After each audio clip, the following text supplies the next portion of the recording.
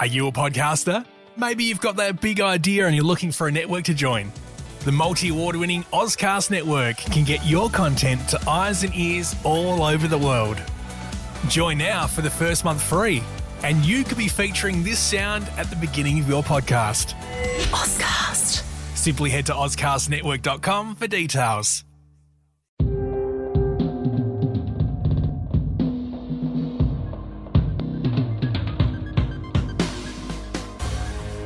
Hello everyone, welcome to episode 57 of Apple Slice Podcast. This time round, it's a little bit different. I'm running solo. Unfortunately, Nick had international guests this week and he couldn't come on. And my usual go-to, Lance, was also absolutely crushed with university work. So you've got me, only me here. But yeah, we're going to give it a go. This is a bit of a rare thing. I've only ever done it once before on a full episode. But plenty to talk about, plenty to catch up on, and I promise to make up for it, hopefully with some bonus content. But hey, here we go. So I wanted to start talking about this Note 9 ad.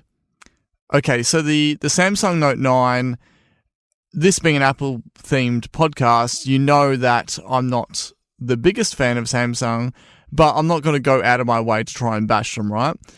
They do very much the opposite in their adverts. They're constantly pitched directly against Apple, even within the ad content itself. They're situated within an Apple store. They're just going for the jugular with this sort of thing, right? So they're rather smug in their approach to it. Overall, I think, whatever works for you, whether you're any type of Android or Samsung specific or all in on Apple, whatever works for you, I'm cool with that. I don't want to go out and try and start converting people and all that sort of thing. So that's not what I'm here for. But what did grind my gears was the fact that they were running an ad just recently upon the release of the Note 9, insinuating that it was more powerful than the iPhone X. And this is simply proven not to be the case. So there were some Geekbench scores that showed that the iPhone X outperformed the Note 9 in every area except for the percentage of the color gamut, right? But in terms of actual system performance, it blitzed it. Now, they market the Note 9 as being kind of like the ultimate powerhouse phone. So everyone's just blown away by, hey, it's got up to 8 gigs RAM and this is insane, the latest whatever Snapdragon, all that sort of stuff that Android followers love. As well as massive storage. So that was a big thing they were touting. Now, another high performer in these tests is the OnePlus 6, which does have 8 gigs of RAM, but like the 8 gig RAM option of the Note 9, you do have to pay a fair bit more to get there. So already it's way above the iPhone X price range. So the iPhone X itself, and Nick and I have spoken about this before, has 3 gigs of RAM. Apple's A-series chips and the RAM management are absolutely industry leading. Like what they do by having their own custom designed chips and being able to tightly integrate the hardware and the software together is they achieve incredible results on such a lower level of RAM. So the typical argument of when you're just looking straight up at specs on a page and they go, hey, this Samsung Galaxy whatever has had this level of RAM for ages. The iPhone is way behind. Yeah, but you don't actually look at what they get out of it. It means nothing if the iPhone is outperforming it, and that has been the case for several years. So I'm not saying it's not a powerful device. It very well is. And at the end of the day, this is just Geekbench scores. It's good to talk about that because it's more closer to real-time use. But at the end of the day, with all of these, the OnePlus 6, the Note 9, and the iPhone X up in this just absolutely top-level echelon of smartphones, it's only with things like, if you're handling large files like 4K or if you're running like more resource-intensive mobile games that you would really notice any difference. I think overall, how fluid the actual software runs more comes down to just the general design of it. Like, overall, to me, and from just like the little things that Apple have always included with iOS, it overall feels smoother, just with rubber banding and all sorts of stuff, right? So that's not overly reflective of the actual thing, the actual chips and RAM and everything running the device. That is partially due to the actual software design itself. So it all kind of goes hand in hand. We're at this level now that the whole Apple is more expensive thing, when we're talking about these flagship phones, it barely comes into play. So when we're talking about this Note 9 as OnePlus 6 that are easily above the $1,000 American dollar price point, and they're getting outperformed by a device that's nearly a year old, it makes the advert, this Note 9 advert, look absolutely stupid. So I don't really know what are they going to keep running it? Is this technically regarded as false advertising? They don't exactly put out specs in the advert, but they're just sort of insinuating that, hey, this Note 9 is an absolute god-level phone. And it is very powerful, but the iPhone X is actually even more powerful. So if you're one of those people that might get taken back by, oh, hey, a headline, and it's like this tech company beats this tech company and all that sort of stuff, even with the ones that are in favor of Apple, it always pays to actually check out, YouTube reviews, check out actual performance, and then try and look into it and see, well, how is this actually going to affect my daily use?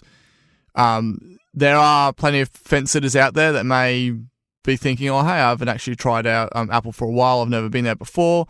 They can, duck their toe in there, or even the other way. Some people that, may have found some attraction of Android devices want to give that a go.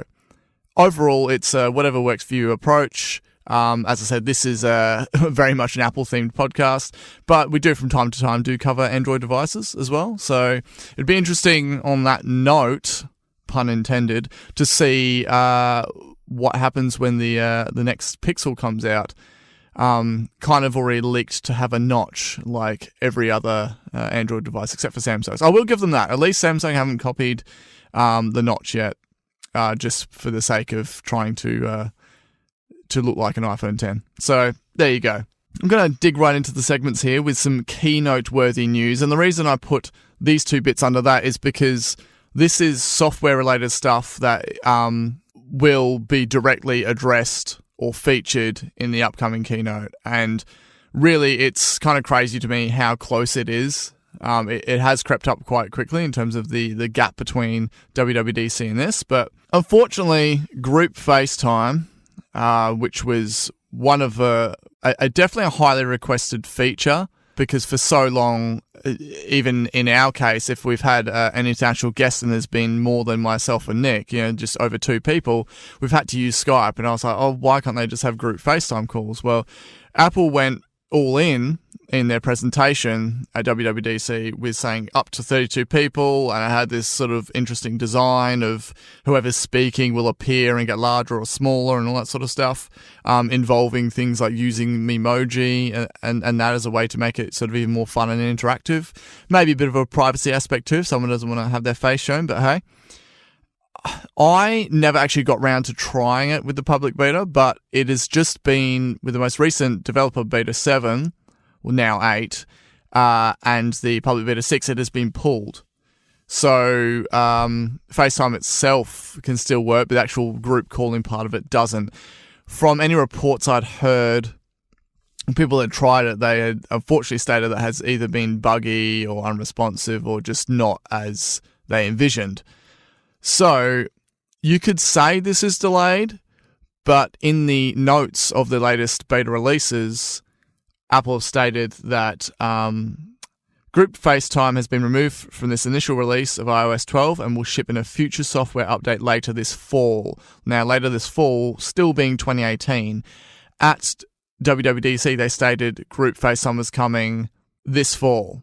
Even if they release it on Christmas Eve, they still technically haven't gone over what they stated. So saying that, I'm expecting it will come out with an iOS 12.1 or a 12.2. And this delay also applies to Group FaceTime on Mojave, obviously. I would rather it be late and run well than be buggy and slow, because that would be very frustrating considering how excited I was for it.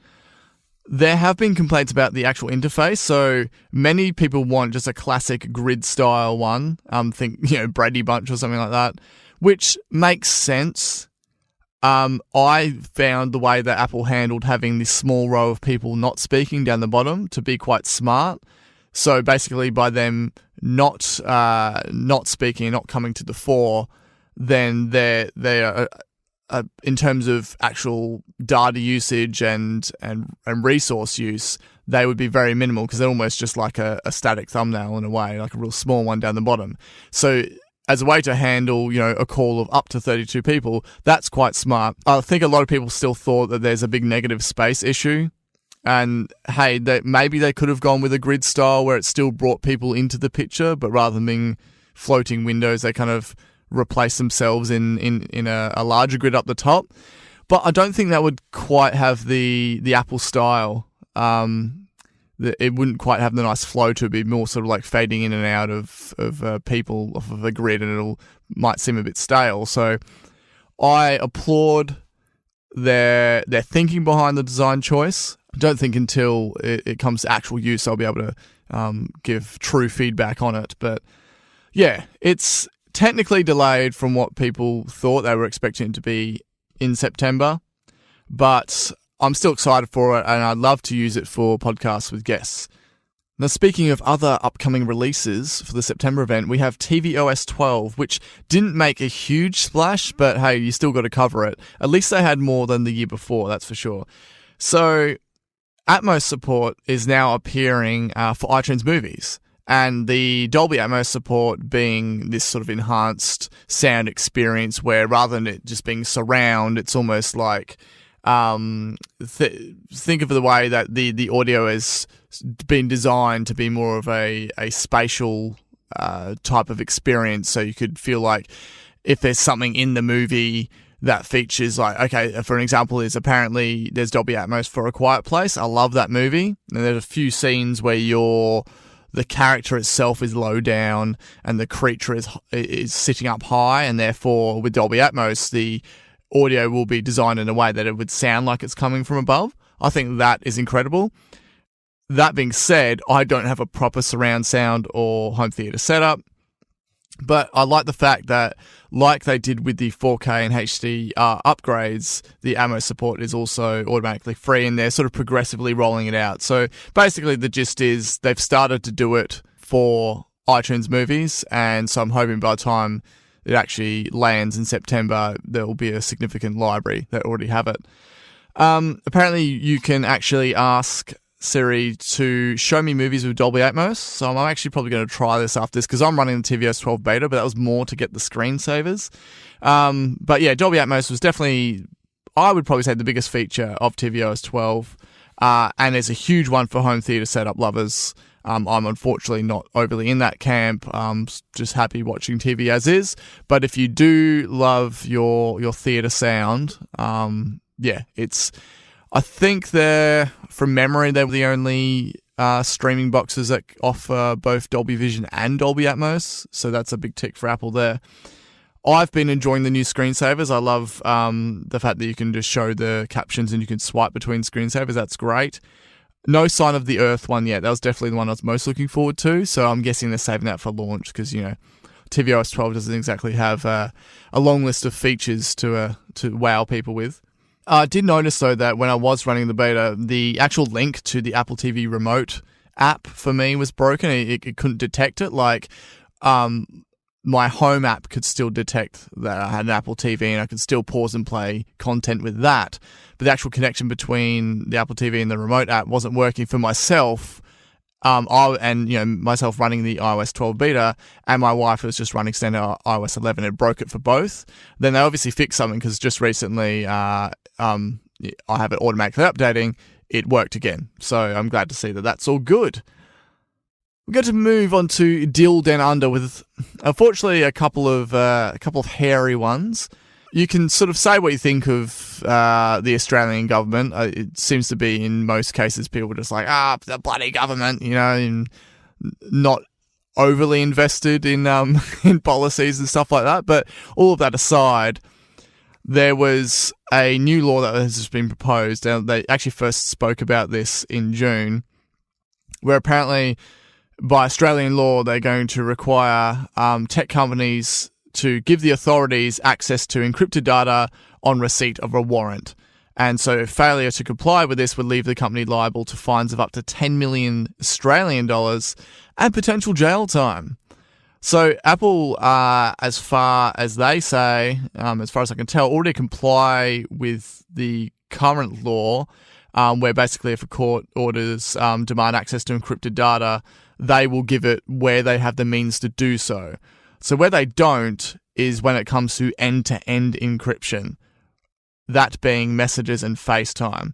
So Apple themselves currently have access to encrypted iCloud backups, and that could give authorities some level of access, but that's only because it's not end-to-end encrypted. So after all the stuff that happened with the San Bernardino FBI case, in terms of trying to get into the criminal's phone, and FBI wanting Apple to give them like a backdoor into it, and they're like, no, we're not going to compromise the entire iOS just for a single case.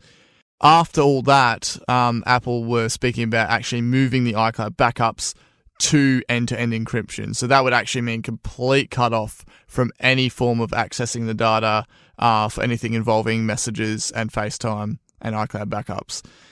So I don't know how hardline the Australian government's going to get with this. I hope they leave it alone. I hope they can understand that basically the importance of end-to-end encryption is far greater than what they're trying to get these tech companies to do. I certainly think in a criminal case, if there is a warrant, yes, if you're wanting to gain evidence through accessing devices and stuff like that, and can do so where possible, that's fine. But to compromise an entire system, an entire ecosystem with a platform that is as massive as Messages or iMessage, whichever one you want to call it, it completely harks back to the conversation that took place with the whole San Bernardino thing that was going on. So I feel like Apple are definitely going to stay strong with this one. I certainly don't think they're going to cave to if they're not going to cave to the FBI in America, I certainly don't think they're going to cave to the Australian government. But yeah, it's a shame to actually be an Australian and then have your government sort of come out with stuff like this and not actually think of the bigger picture here. Apparently there's actually a cybersecurity expert at the University of New South Wales who stated that this kind of move from the Australian government would result in chaos and confusion. So I'm kind of more aligned with his sort of thinking. I'm glad there's people higher up in terms of one of Australia's major universities that could actually see Apple's side of the argument. The fact that Australia's biggest bank, I'm pretty sure they're the biggest, Commonwealth Bank, still don't support Apple Pay. I mean, I'm already let down enough by that anyway. So this whole Australian fine thing, yeah, I wasn't surprised. Let's put it that way. Something that I was surprised about was that Apple actually got hacked recently. So you can be a $1 trillion company and still get hacked by a sneaky little 16-year-old down under.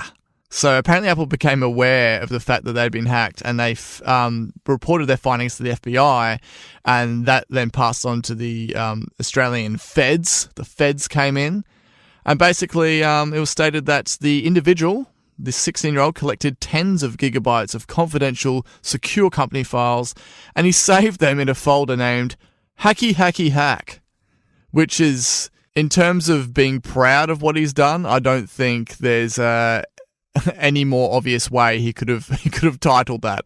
Hacky Hacky Hack. There you go. The good news out of this is no customer data or personal data was compromised, which is the big one. That being said, I'm confident that Apple are taking whatever measures to kind of close up, to find out how he got in and to patch that up. But hey, there are some darn smart hackers out there. As I said, you could be a $1 trillion level company and this still happened to you. But yeah, no customer data compromise, which is good.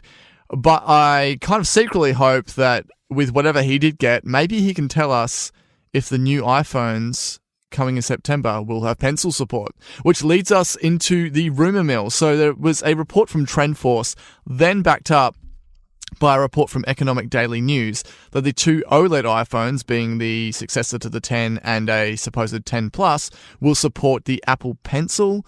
That then being that the cheaper LCD screen iPhone 9, as I'm going to call it, will not. So think of this kind of more like a Galaxy and Galaxy Note situation, I guess, where they're pushing this pencil support for the more expensive devices. So these two news sources we don't hear from often, and when we do, you really don't read into it too much. It's more your Ming-Chi Kuos and that have kind of nailed it in the past. But yeah, TrendForce and Economic Daily News, So this, to me, seems like more of a hunch or just a speculation. So there's no real evidence to it. Apparently there was a bit of a slip-up where Tim Cook said he was using an accessory with his iPhone, but, I mean, heck, that could be anything. That could be this supposed tracker for his wrist that goes along with the watch. I mean, that still is technically an iPhone accessory, I guess. So my take on it is, okay, an Apple Pencil for iPhone, I don't think this will happen. Certainly not with the current form of Apple Pencil. It's just simply too large for it. And even if they did develop a case that could hold the pencil is just far too longer than the phone. It would not be elegant at all. And I think in terms of people wanting to use an Apple Pencil on the phone, that's a very niche kind of audience. I think things like markup on the iPhone screen are certainly definitely intuitive and easy enough to do with your finger. I'm not really sure how many people will be doing full-on note-taking on their phone. Maybe the iPhone 10 Plus, with it coming out with the largest screen for an iPhone ever, according to the rumours. Maybe, but yeah, the pencil itself would have to be a smaller form factor. So I'd definitely be very surprised if this happens. And yeah, as I said, if it did, it would have to be smaller. And then with this smaller version, would that be an Apple Pencil Mini? I don't even know. It would be something completely different. Would they release a phone case with the actual pencil slots in? I certainly don't think they're going to release a phone with a hole in it where the pencil slides in. I don't think they're going to be that attached to having to push Apple Pencil support. It just, yeah, it all just seems like speculation to me. And yeah, I'd be more surprised if it did happen than if it doesn't. And I think things like illustration and typography, there's not really much of a way to justify that being that sort of work on an iPhone-sized device. I think it's perfectly suited to iPad. And there are several cases out there. I've got one myself, actually, that can hold the pencil in it. It's actually incorporated into the iPad case. And, of course, Apple have their sleeve offering too. So I'm going to give that a 1 out of 10 chance, I reckon. I mean, Apple Pencil support for note-taking on the standard iPad, that certainly fills a good gap, considering now they have given it to that entry-level iPad. It's a much more attractive price point, so you don't have to have the Pro to do it. So, yeah, I think they've already ticked that box. Another thing that came out from this TrendForce piece was they were talking about a 512GB storage option. So the Note 9 offers this. That was like one of their big wow factors. So to me, for storing images, this level seems a bit over the top, considering, how easy it is to just have it back up to iCloud. But I think with 4K becoming more and more of a thing, and the file size of 4K, even with the Apple file format sort of compressing the size of it, it kind of justifies a 512 gig. So currently for the 10, we have a 64 and 256 gig options. Could this become 128 and 512, with no extra cost? Just, hey, we've doubled the storage. That would seem like an easy enough thing to do. And so I think they could do it. But if it did stay at 64 and 256, I don't think I'd bat an eyelid. I am not close to filling my 64 yet.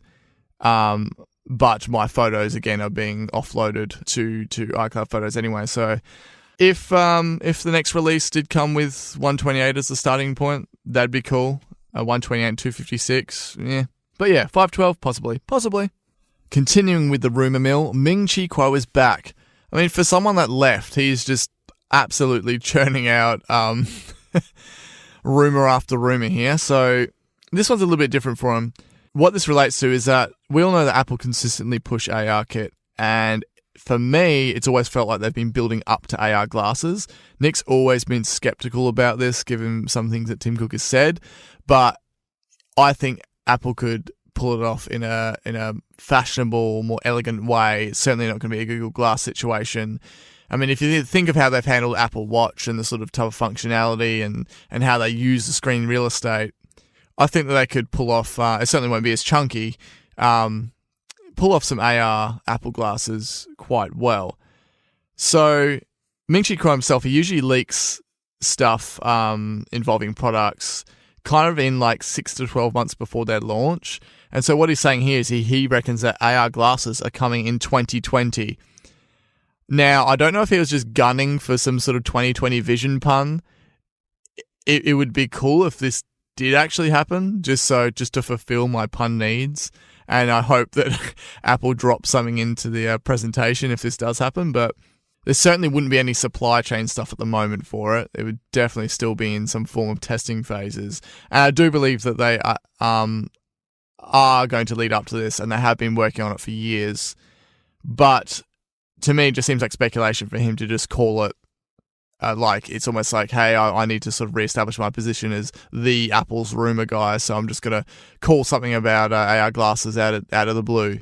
You know, because no one's talking about AR glasses being at the September event, well, at least that I've heard of. So, yeah, I think if he started talking about, oh, hey, the iPhone 10 Plus is going to have this factor, everyone would be like, yeah, so it just seems obvious. Do you know what I mean? So something like the whole Apple Pencil support thing, that was a little bit of a curveball, but I certainly think with someone of his status, I guess, to just suddenly talk about products way in the future.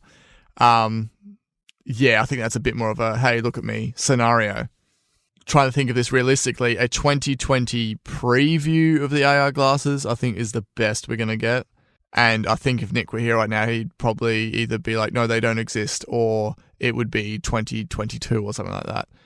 So, going beyond that, the Apple Car has come back into the conversation. So Ming-Chi Kuo goes on to say, expect an Apple Car between 2023 and 2025. So while that's still 5 to 7 years away, time does come around quickly. And I'd certainly love to be proven wrong, but I feel like this is definitely a stretch. I would expect 2025 at earliest, because this is a car, and we're talking like an entirely Apple-built car, supposedly, is a totally different ball game to handheld devices and wearables. Like, this is an absolute complete shift in something that Apple's ever done. We're talking about autonomous vehicles and all the tech within it, down to the design itself, and it's. I wonder if they do release an Apple Car, that there'll be an edition model that goes for a cool $1 million or something like that. But I have no idea whether it's going to be entirely Apple built, or if they're going to sort of build it alongside an already reputable manufacturer, say like Volkswagen. I don't think that they would go to. I think they're going to stick in that. At least it sort of seems to me, if they did involve a car manufacturer and they involve someone like Volkswagen or maybe even BMW or something like that, I think that they're going to work alongside a higher level brand.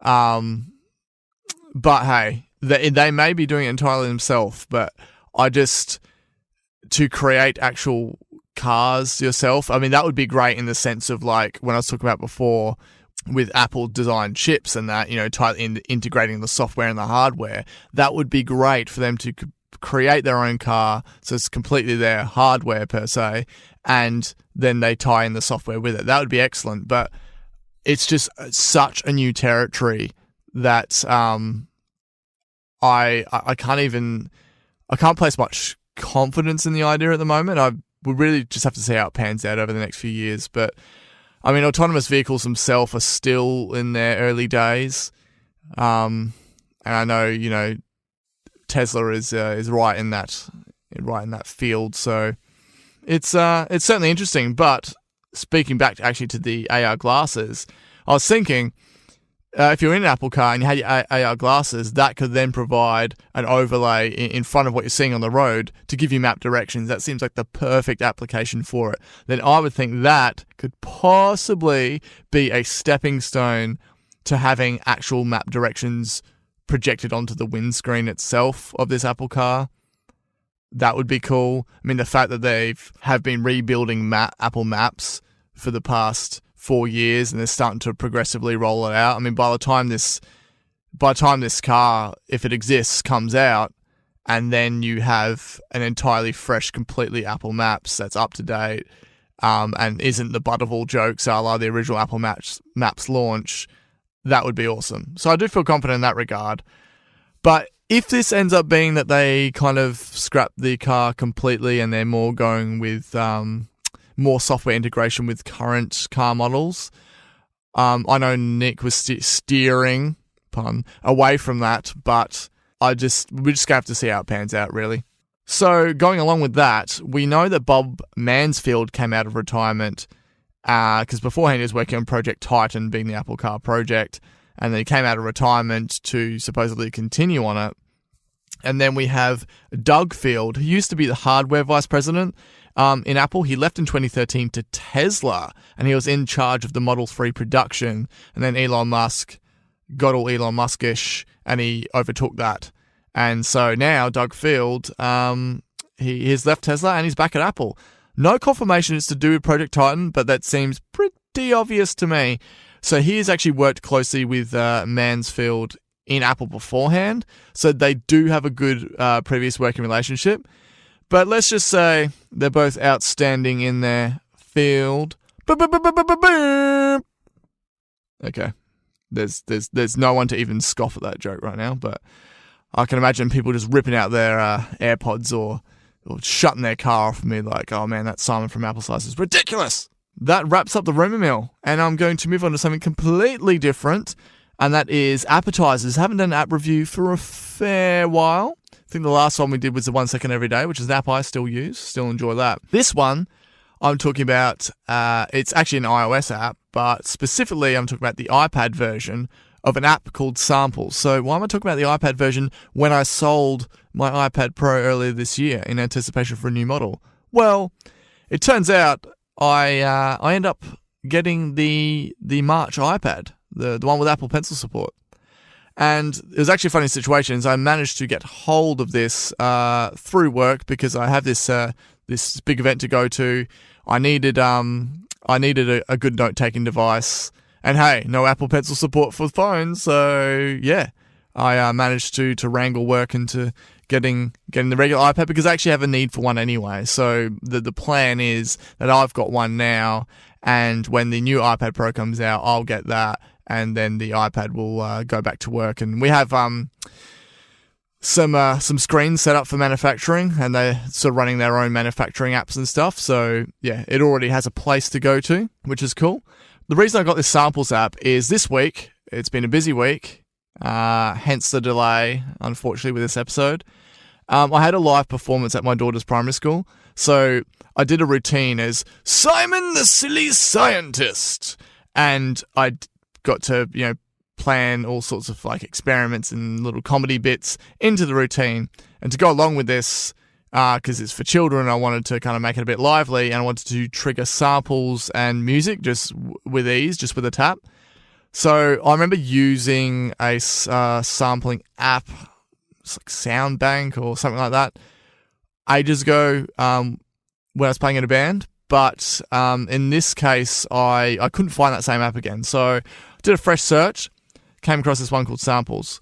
So I actually have a stock audio subscription, so I managed to find the samples I wanted, downloaded the files to the Files app.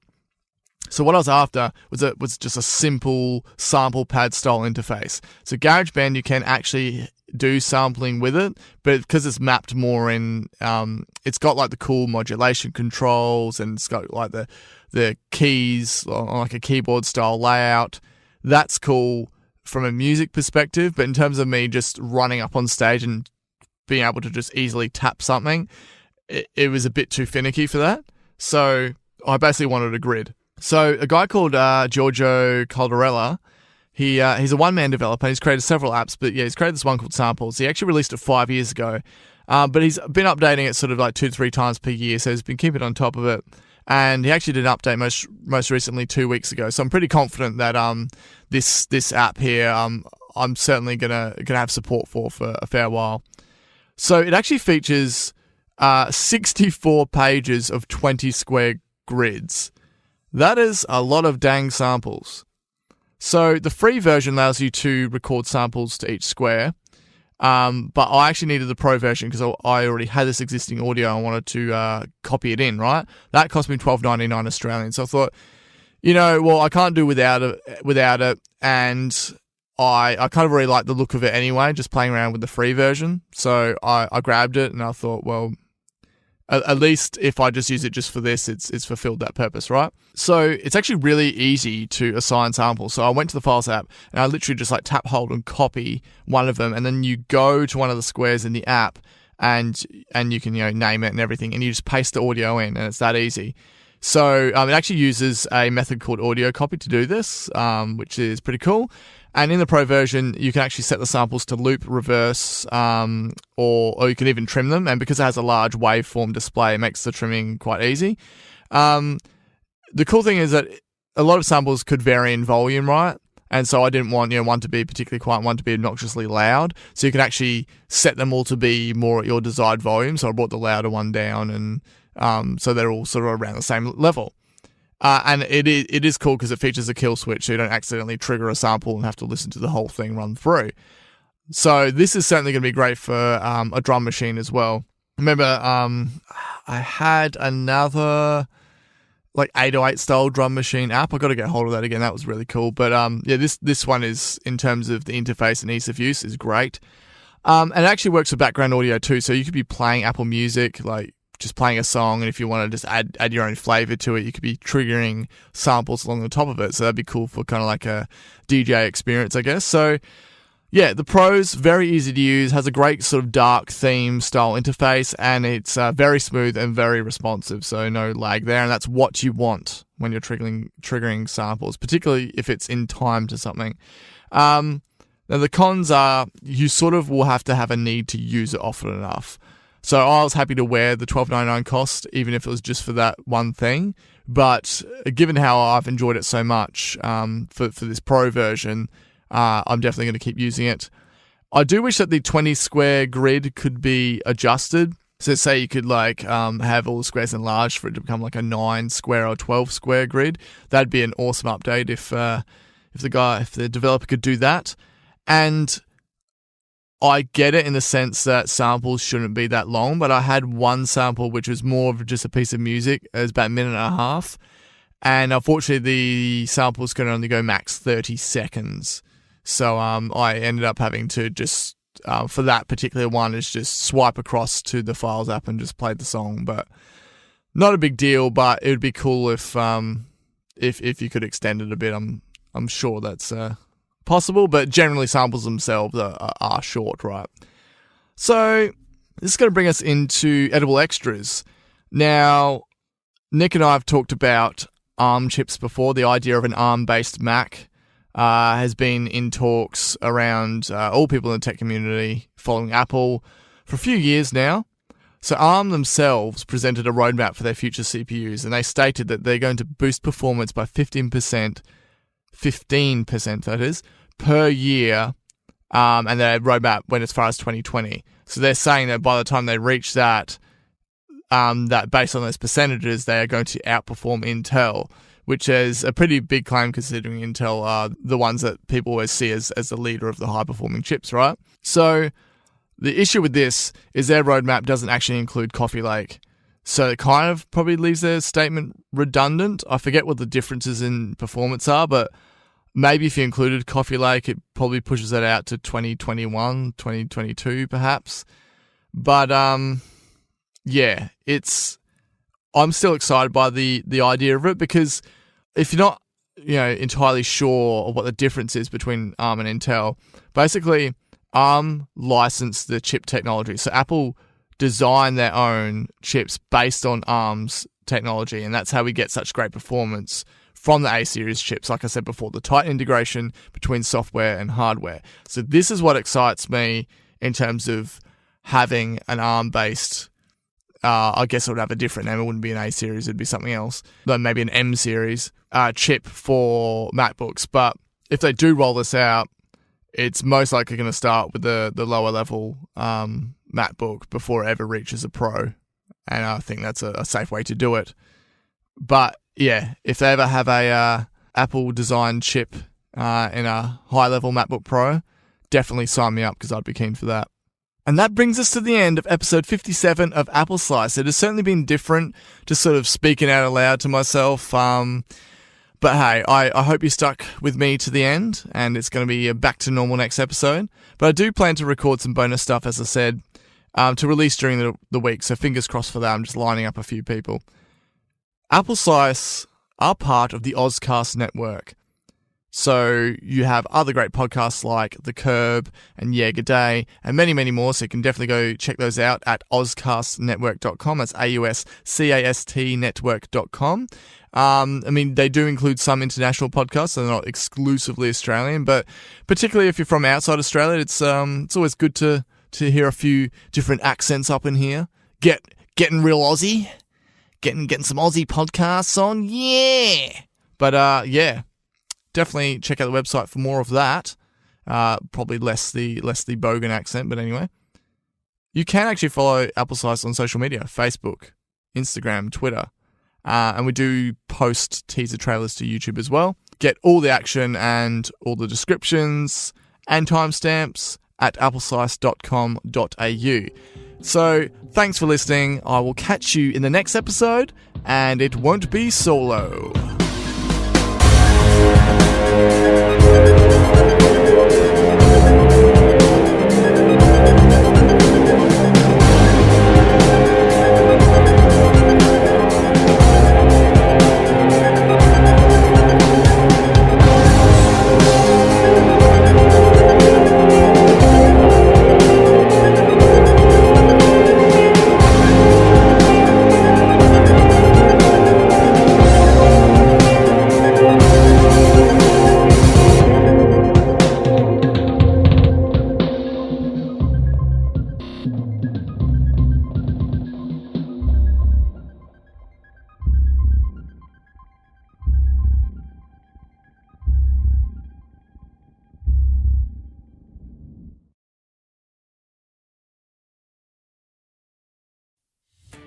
Are you a podcaster?